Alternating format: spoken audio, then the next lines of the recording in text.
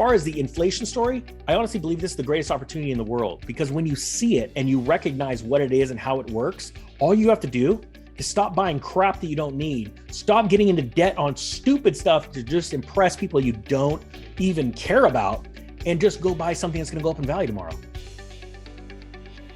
Welcome everyone to another episode, a very special episode of Inside the Markets presented by StockPulse.com.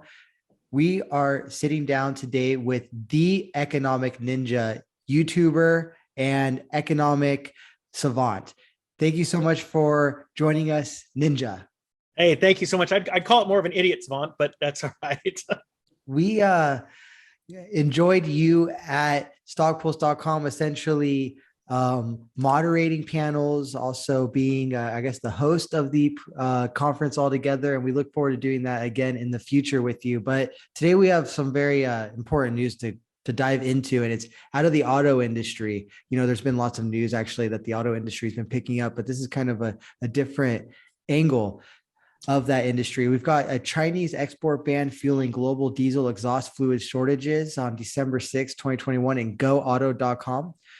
Matt Brogan wrote, Australia's agriculture, mining, and transport industries are facing a potential crisis as a global exhaust fluid shortage threatens to bring the nation's diesel engines to a halt. Ninja, you told me that you've gone to Home Depot recently to check on the diesel exhaust fluid shortage, and you weren't able to get your hands on any. So tell us more.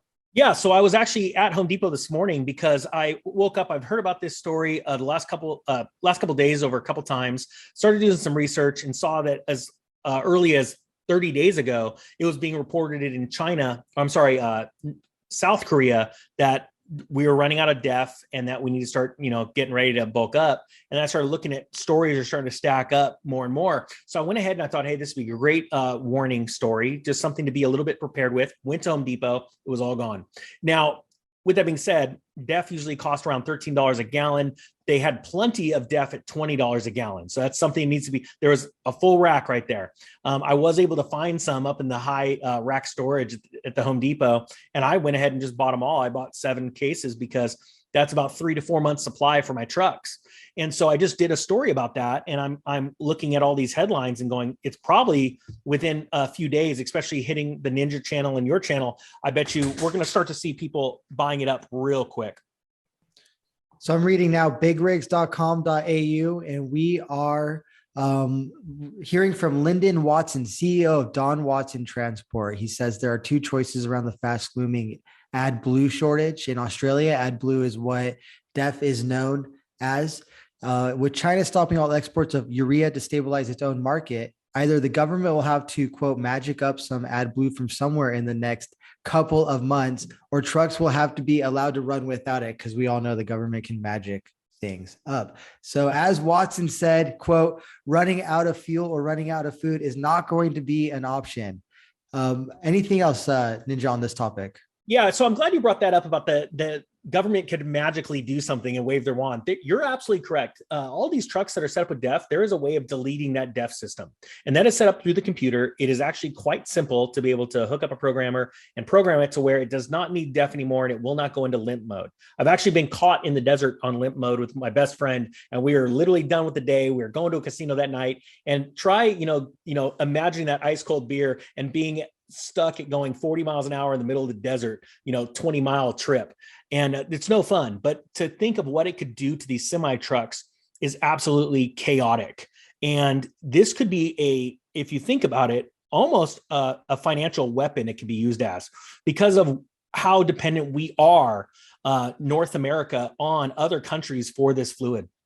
So I'm looking into this article a little bit more at bigrigs.com.au, and Watson says, quote, as soon as it gets out there that the AdBlue shortage isn't just going to stop all the trucks, it's also going to stop all the shelves being restocked. There's servos being restocked. Everyone's going to go, I really should fill up my tank and fill up my toilet paper, and everything is going to go in one day. It's not going to deplete over the course of a couple of weeks or months. The population will skin it dry in a day. Yeah. And you know what's funny? I ironically just bought a new truck, and the truck, I've had the same truck for Oh, 15 years, a 7.3 diesel that does not need this fluid. And now I got a new truck that does need this fluid. And it's just a great reminder of sometimes old tech is so much better. And what you just talked about, when this happens, if this happens, right? If, and we always say if, because, like you said, the government can pull out a magic wand, but usually they don't pull that magic wand out until we're at extreme pain. Same with the Federal Reserve. They don't act, they react. All right. And so, this is one of those things about being a part of Ninja Nation and watching channels like yourself is so important, because if we bring the truth and a warning, well, the facts are it doesn't cost you any extra money. If you need these supplies every month, why wouldn't you just buy a couple extra months worth? And in this day and age of inflation that is just rearing its ugly head everywhere, it's literally like you are saving money. We are literally in those times right now that we used to read about in economics, history books, where people were spending more and more money until they get to the proverbial, for lack of better terms, wheelbarrow full of cash. And the thing is that people don't believe those things can actually happen, but slowly but surely all around the world right now, that's happening. Here at bigrig.com, I'm back to goauto.com.au now. And this actually, there's some interesting stuff that is said in this article. So things such as, like, we've heard things like the cost of fertilizer in China has gone up dramatically. They don't want to export certain goods such as urea to try and keep the price of local fertilizer down. And then also there's some speculation that it may also be that there's some sort of trade issue that China has with other countries around the world. So this could be a continuation of the quote trade war that we saw that Donald Trump is known for.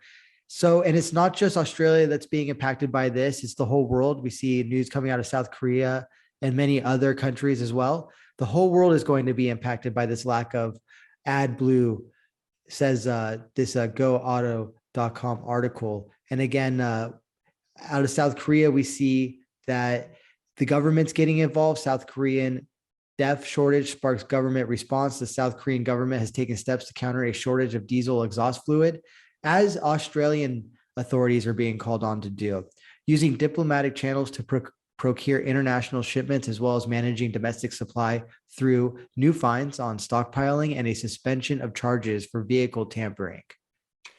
Yeah. So, DT did a great job. Donald Trump did a great job of warning people about this. A lot of people get upset with the way certain human beings talk, how they interact, but successful people know one thing.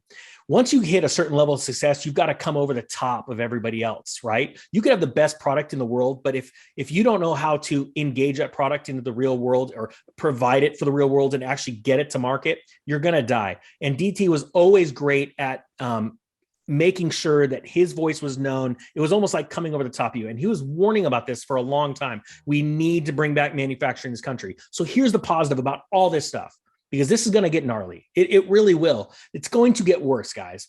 China is collapsing right now, their economy, especially on their real estate side. You can only imagine how big it is, because it's so much larger than what we went through with the mortgage-backed securities of 2008. Here's the positive. Start producing. This is the time. Stop looking at labor as being a shortage, because trust me, there's going to be plenty of people that need a job here pretty soon when they all start figuring out that the government's not going to pay them. Start looking at producing. How hard is it to produce death? It's not hard. Americans can do it. Canadians can do it. Mexico can do it. Start producing it. Start figuring out a way of producing fertilizer, even on a small scale. I have a friend that has a compost farm, and he's out there mixing compost with his bobcat, and he is adding ash to change the pH levels, and he's doing all this stuff, and he is going to be in demand. So this is actually all these warnings that me and Justin are bringing you guys are actually positive. They're amazing. These are opportunities that you have not seen for the last 50 years in our country, and you may not see again for another 50. There's a lot going on in the world, as we talked about in the past, Ninja. So President Biden says, according to Wall Street Journal, he feels your pain regarding inflation, and he's made public relations moves to show it, begging ports to move goods faster and OPEC to produce more oil. So now, the Commerce Department also said last week that it will double the average tariff on Canadian softwood lumber to 17.9% from 8.99%. So wait, I got to stop you real quick. So just so you know, guys, California did the same thing to gasoline. When gasoline rose really high in 2008, and then it subsequently came crashing down in the next year or two after that, that was when California struck and they started adding tax like you wouldn't believe. And the reason why, and I'm sorry, I'm getting ticked off right now, not at you, Justin, but it's scary to realize this is how it works. When the government sees that the public will still have a demand for something, like oil rises and then it starts to crash, or when lumber exploded 400%, that's technically hyperinflation, and then it crashed, this is a great time to jack up your taxes. Let's just do it, because we already know that you're going to deal with the high prices. You're just going to take it. And so this is a prime example. And sorry, I just jumped in, but I've got to let you guys know that's one of the reasons why lumber is increasing right now. And I did a story about this about, I don't know, a week ago, got very little play. Whereas, and it sounds funny, in the spring, I was getting 100,000, 300,000 views on a video about lumber. Why? It was because it was already at $1,600 for 1,000 board feet.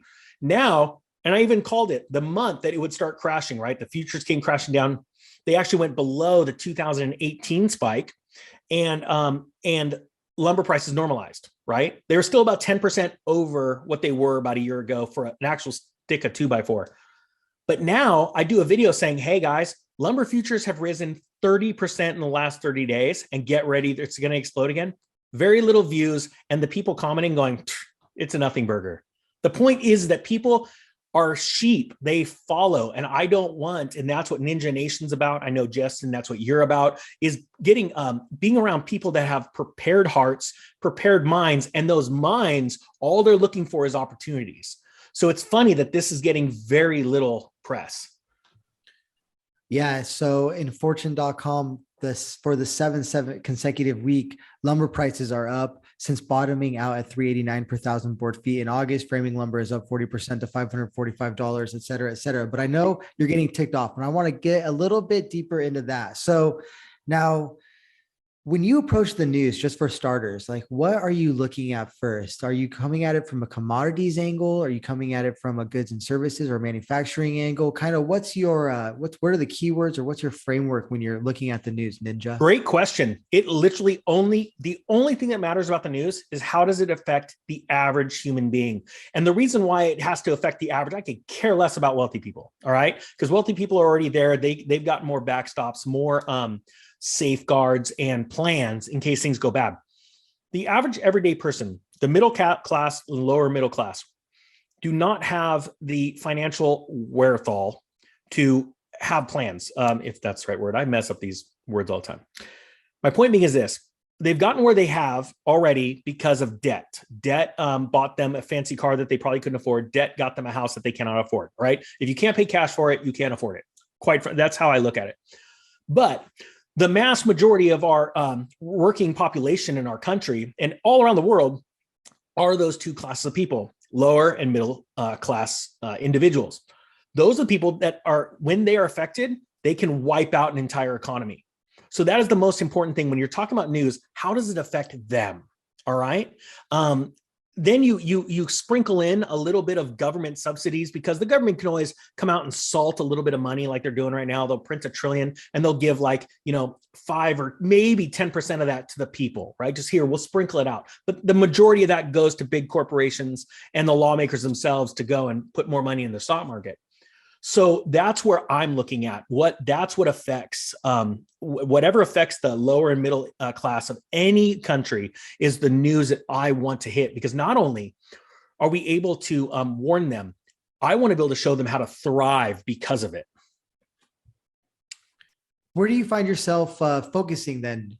When we speak, I think I'll mention this again. It seems like very commodity oriented, or is it maybe like basic foodstuffs, basic goods? Go ahead. Yeah, so that's perfect. We're in a commodity super cycle. I read about this 10 years ago from authors like Harry Dent that talked about the commodity super cycle. It is something that happens every 50 to 100 years.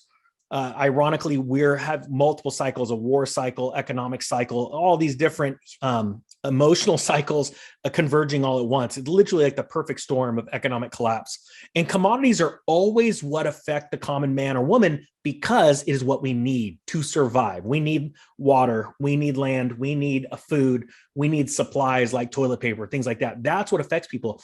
And my channel, I don't think would be necessarily as successful it is today or yesterday, like 10 years ago as it is today, because we are now in the beginning of what is called a parabolic curve in the prices of commodities. And it has to really do with the amount of money that's being printed. So we haven't seen this level of money printing worldwide ever in Earth's history. So to say that, quite frankly, this is the underestimation of the decade, the underestimate, I mean, I can't tell you how crazy it's going to get as central banks keep printing this money. So that's why I focus on commodities. Looking back on 2021, what do you think are some of the biggest stories that you've covered? Lumber was because, well, if you look at just views on my channel, definitely lumber was because it affected, again, everyone. Everybody wanted to build a dream house. Everybody wanted to build a deck. Lumber affects everyone. The next thing, it sounds funny, but I talk about the toilet paper crisis and use it as a great example because it's the one thing in every hyperinflation in modern history, as long as there's been toilet paper, that goes bye-bye first. We saw this in Venezuela where they had to call out the military to actually help corral people and hold them back and then make sure that everyone only got so much toilet paper. Because it sounds funny, but this is human beings. They walk out with a big old thing of toilet paper from Costco, go running, and they go, I've prepared. Because it's the least cost for the biggest amount of stuff in your arms. That's why it sounds funny. When things get nutty, you always see those 100-pound bags of rice or 50-pound bags of rice go bye-bye. And you go to sit there and go, what are you going to do with that? I mean, honestly, how are you going to store it? How are you going to cook it? It's like, well, today's the day I'm buying that big old bag of rice. And it's because I use that as an example. It's human emotion and watching people, an economy wake up from being shut down for the first time in history, a worldwide shutdown, to everybody waking up and going, everything's great. And then they all run to the grocery store and the stores, empty them all out. And then we have a supply chain bottleneck that is like a traffic jam that's stretching miles and miles down the freeway just because one guy decided to cut in front of another guy. So can you speak more to some of the other bigger stories of the year based on views that you've seen in 2021? Oh man, let me think here. So silver's big. That's massive. The creation of Wall Street Silver, you guys know I'm friends with Ivan and Jim. And I became friends with them right when they started in February, when we saw the silver squeeze happen because of Wall Street bets. And a lot of people don't understand that backstory. And to be honest with you, to even talk about that backstory, you're going to get backlash. But Wall Street Silver was kicked off of, they were formed on Reddit because that group of people were kicked off of Wall Street bets. And during that squeeze in the stock market, silver came into the limelight and it scared a lot of people in some pretty high positions. Really gets you excited about the entire theory of the COMEX and the silver squeeze itself. And so to watch that many human beings, I think we're 160,000 people on Reddit now, and it's even bigger on there's more platforms, to come together and start learning about monetary history. Human beings that I had never, they approached me, talked to me, emailed me, said they've never thought or known about what a gold or silver coin was and what the history behind it was, and how monetary history continually repeats itself all throughout history. It's almost like the Great Awakening right now is happening economically. And that is absolutely, again, another commodity. Ironically, the one that's been pushed back the farthest, God's money, gold and silver, has been held back for so long.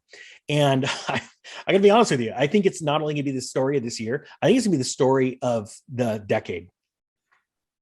Tell us how this might play out in 2022, or how 2022 might play out in general, if you have any inkling as to that. Well, I got to be honest with you, I'm seeing more people than I've ever in 11 years of being invested in the precious metals markets buying 1,000-ounce bars.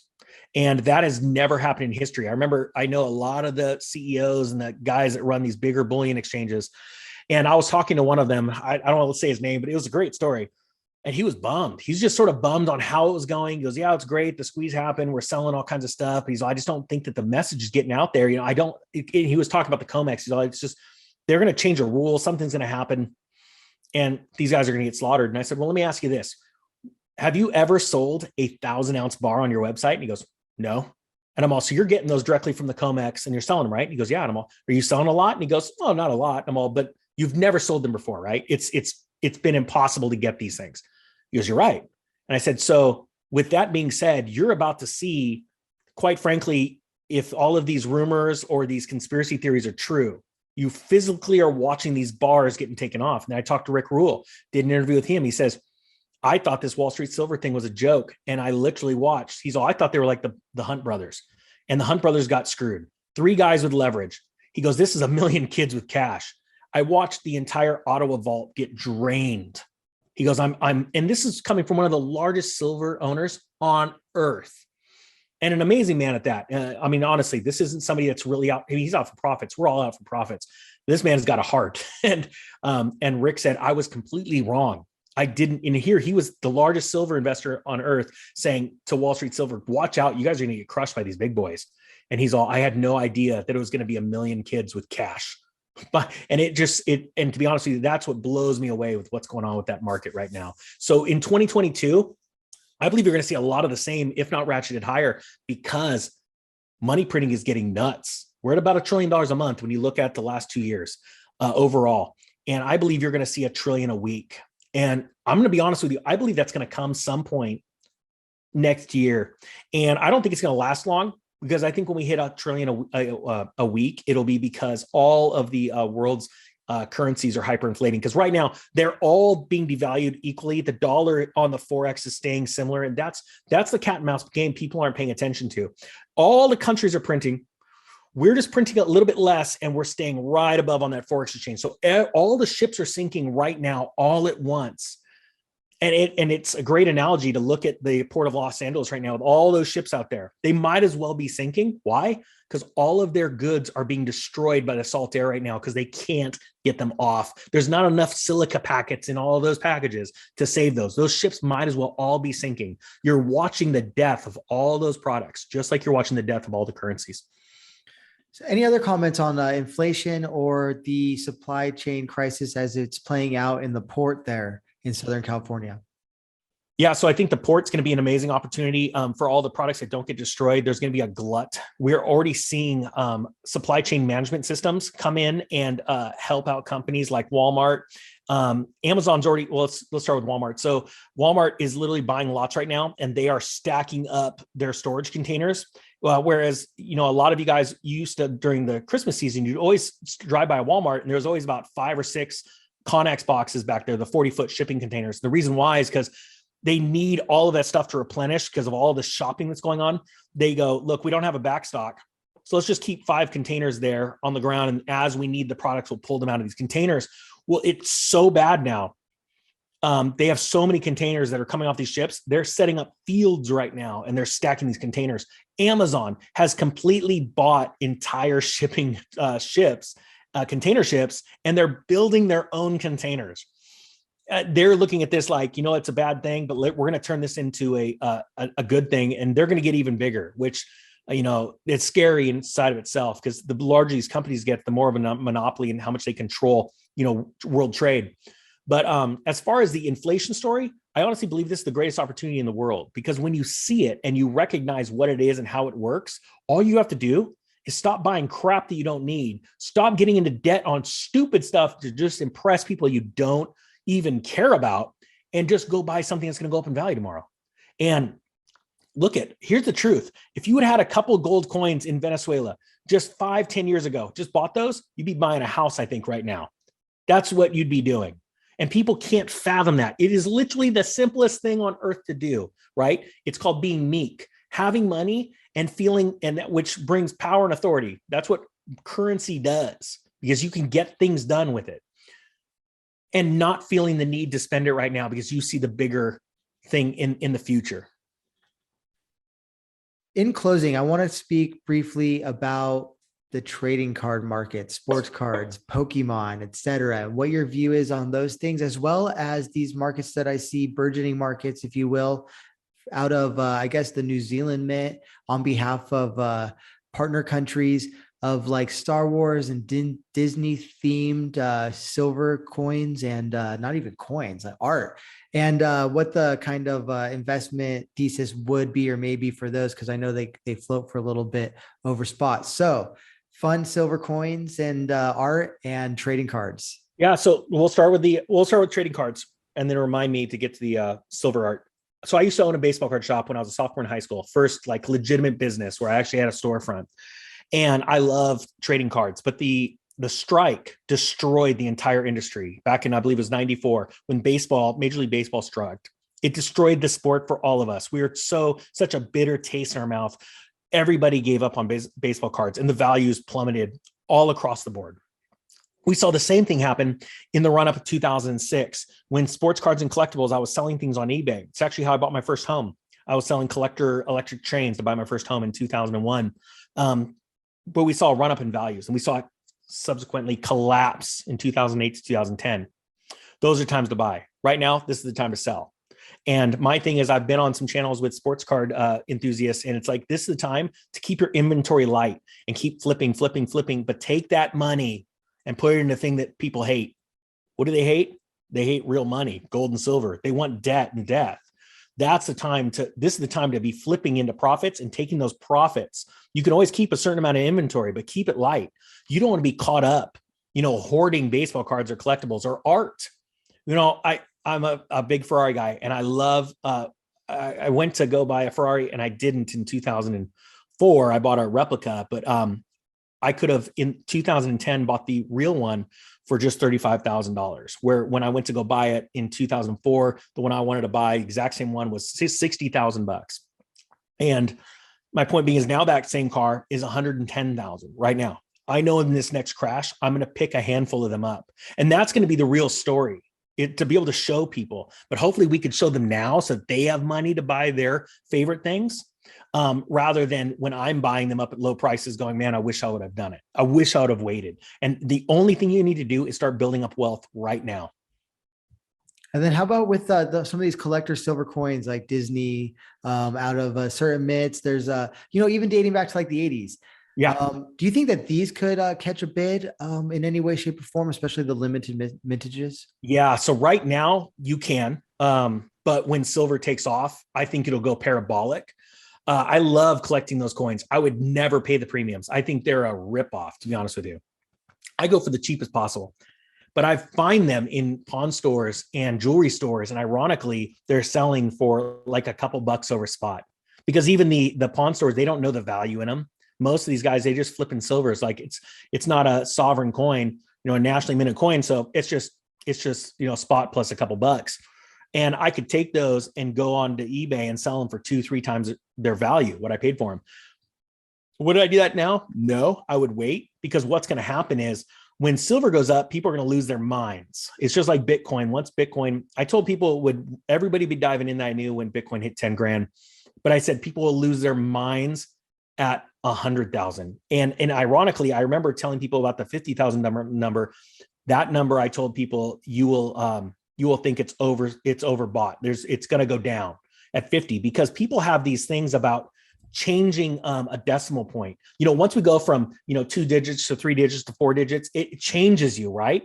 But in between those things, so from 10, when we went from 9,000 to 10,000, it was like a light went on in so many people's heads. When we went to 50,000, it was still in that range of 5 digits. And they're like, it's overpriced. Now, when it hits 100,000, people are going to lose their mind. And I do the same thing with silver. When it's one thing to say we go to 50, but once we top that all-time high, I think people are going to still have that feeling of, no, we've been here twice before. We know this story. When it goes to 100, I think people are going to absolutely lose their minds. And the premiums on those coins are going to just blow people's mind, because like you just said, your eyes lit up, because some of these coins are so gorgeous. You're like, it's art, because I know how hard it is to not only make that coin and that die, but when we're proofing them, the amount of time and energy it takes to make them that brilliant, it's going to be amazing what those values go for.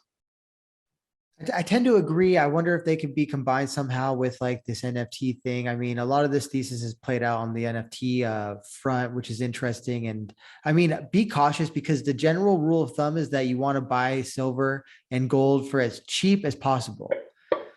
Yeah, actually, let me jump on that, because I can't stand NFTs. I love the functionality and the use case for NFTs. That is very valuable. But to say that a picture of a cartoon monkey is going for this is insanity. You're talking greater than the Tulip Mania, but what people don't realize is there are people out there that are making the NFTs and then selling them for insane amounts back to themselves in a different account. They're making a false reality, and then they, mark one down and sell it to you. I don't even want to get in. It's crazy how this con's working, but let's talk about that. Do you know how easy it is in a minting system to mint an QR code into that coin, which would actually have that QR code would actually have the number that coin was the 7th one minted out of 1,000-ounce run. And you could scan that thing and it be tied to the blockchain, recording that coin's not only what it is, but its authentic nature. It is that technology, but for that is amazing. For fine art, to be able to have it, I mean, it's one thing to sew it in or to paint it into the actual canvas, but on silver or gold, you could mint that QR code onto that coin. That is incredible. Yeah, I think there's lots of possibilities, such as being able to like watch the creation of a piece of artwork all the way through via NFT and tracking it, etc. We are out of time. Thank you, everyone, for joining us on StockPulse.com's Inside the Markets. We've been joined today by the Economic Ninja. You can check out his work on YouTube. Thank you so much, Ninja, for joining us today. Yay. Thank you so much. Have a great day, guys. And thank you, everyone, for listening and watching.